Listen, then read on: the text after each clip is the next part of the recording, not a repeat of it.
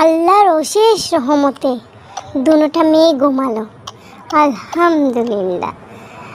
এখন কোন কাজটা যে আগে করব, গোসল করতে হবে, থালাবাটি ধুতে হবে, রান্না বান্না করতে হবে, কাপড় চোপড় ধুতে হবে, কোনটা যে আগে করি।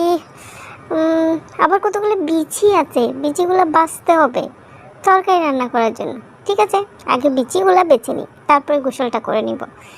আগে গোসলটা সেরে নেই, বাকি কাজগুলো পরে করা যাবে। আরে মামুনি, তুমি ঘুম থেকে উঠে গেলে? মাত্রই তো ঘুমালে। আম্মু, তুমি আমার পাশ থেকে উঠে চলে এসেছো কেন? তুমিই চলে এসেছো দেখে আমার ঘুম ভেঙে গিয়েছে।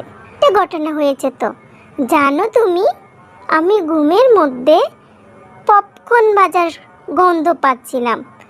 মনে হচ্ছে তুমি আমার জন্য পপকর্ন বানাচ্ছো, তাই ঘুম থেকে উঠে গিয়েছি।